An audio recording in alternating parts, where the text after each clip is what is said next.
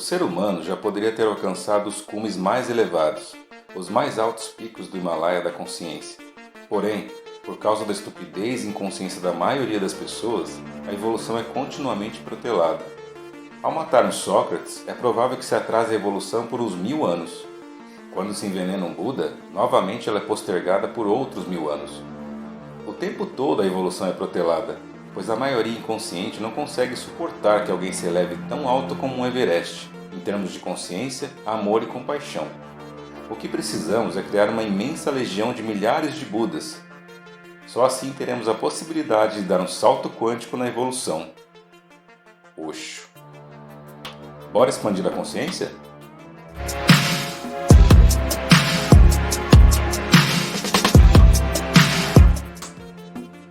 Osho foi um famoso guru indiano, nascido em 1931 e morto em 1990, aos 58 anos. Segundo seus discípulos, ele foi envenenado, mas a causa mortis oficial é que ele teve uma insuficiência cardíaca. Apesar de sua trajetória controversa e politicamente incorreta, Osho deixou um legado importante para muitas gerações. Segundo esses mesmos seguidores, Osho nunca tentou impor sua visão pessoal, nem estimulou conflitos. Ele pregou que a verdade e o amor só poderiam ser atingidos se mergulhássemos num profundo silêncio, através da meditação e sem o auxílio de quaisquer intermediários, sejam eles sacerdotes, políticos, intelectuais ou até ele mesmo. Eterno otimista, Osho vislumbrou um futuro em que a humanidade deixaria o plano da inconsciência e, por consequência, a destruição, o medo e o desamor desapareceriam, já que cada um de nós seria um Buda de si próprio, recordando aquilo que a consciência imediata esqueceu. A humanidade hoje seria um conjunto de cegos guiados por outros cegos.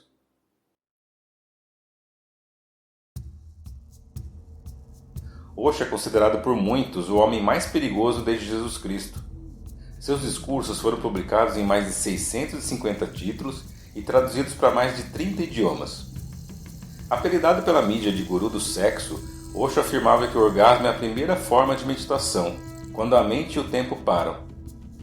Aqui podemos conceituar o orgasmo como um momento de flow, de criatividade imersiva, de entrega, quando você e o processo se fundem numa coisa só. Algo tão natural quanto o sexo teria sido deturpado e usado como forma de controle por muitas religiões, por exemplo, através da imposição de dogmas e crenças. Para Osho, fé e crença são coisas que nos foram emprestadas, ensinadas e impostas, ao contrário da confiança, que é carregada de verdade e intensidade. Vamos ver um trecho do livro Vivendo Perigosamente, de Osho. A crença é teórica, a confiança é existencial. Você pode trocar de crença sem nenhum problema, é como trocar de roupa. Você pode deixar de ser hindu e se tornar cristão. Você pode deixar de ser cristão e se tornar muçulmano.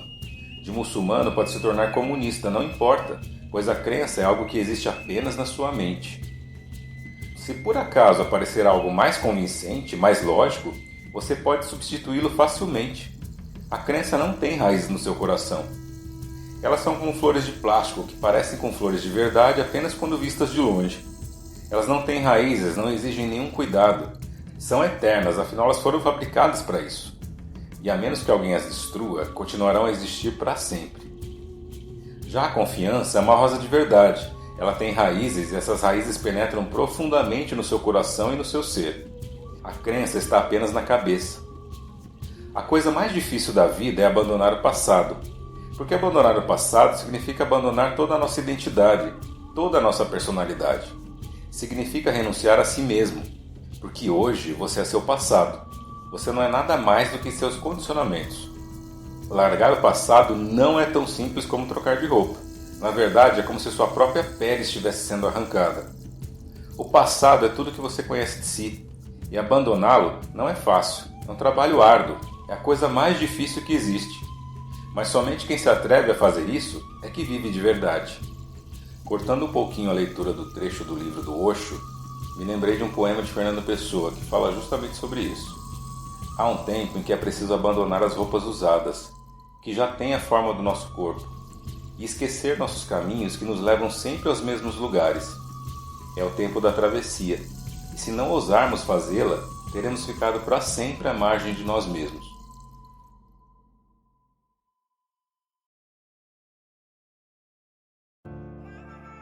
Voltando ao livro. Todos aqueles que não se atrevem a fazer isso apenas fingem que vivem. Eles simplesmente vão se arrastando de alguma forma por aí. E viver assim é desperdiçar a coisa toda. O crescimento só acontece quando você vive o seu potencial ao máximo. Deus só se manifesta quando o seu ser e sua verdade atingem sua máxima expressão. Aí sim você começa a sentir a presença do divino.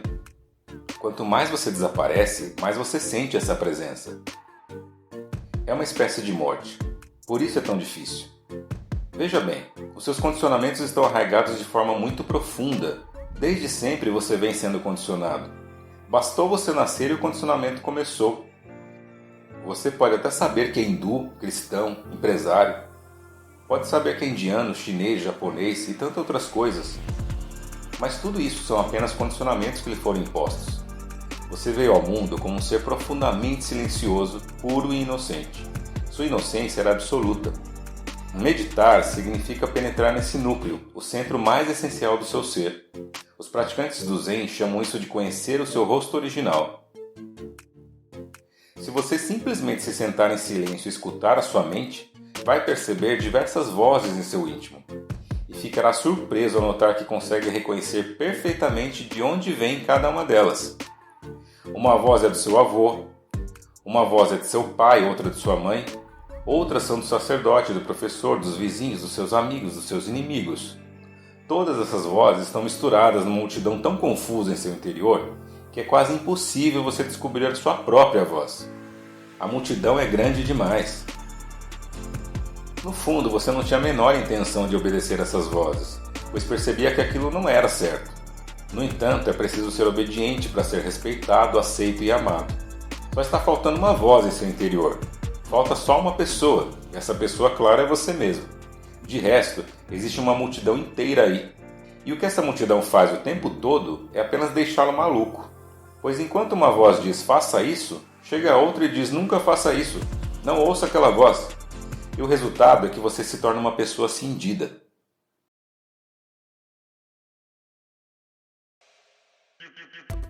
Por exemplo, os pais acham que estão ajudando seus filhos a se tornarem pessoas cultas, espertas, para que a vida deles seja mais fácil e confortável. Mas o fato é que estão fazendo justamente o contrário. Com todas as boas intenções do mundo, o que fazem é destruir a espontaneidade da criança, sua consciência, sua capacidade de se sustentar sobre suas próprias pernas. E ainda, o mais importante, de responder às demandas de um futuro do qual seus ancestrais não faziam a menor ideia. A criança vai enfrentar novas tempestades, encarar novas situações. E para que consiga responder a tudo isso, precisará de uma consciência inteiramente nova. Só assim sua resposta será frutífera. Só assim ela terá uma vida vitoriosa. Uma vida que não seja apenas um longo e cansativo desespero, mas uma dança que a cada momento torna-se mais e mais profunda, até o último suspiro. A pessoa entra na morte dançando e alegremente.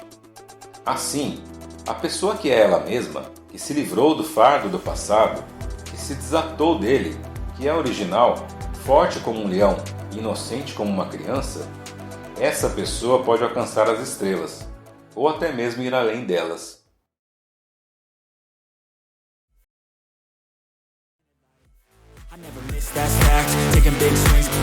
Se você chegou até aqui, dê o seu joinha, isso ajuda o canal a crescer e continuar fazendo vídeos como esse.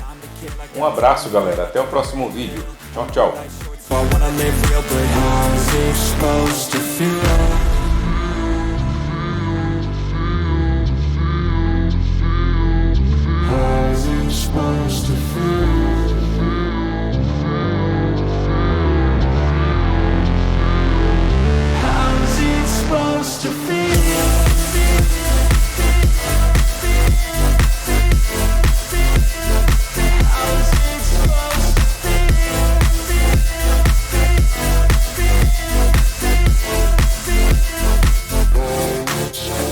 They wanna say my name, but they holding back. They wanna say they hate, but they know it's cap. I ain't play no games, I just do that's fact.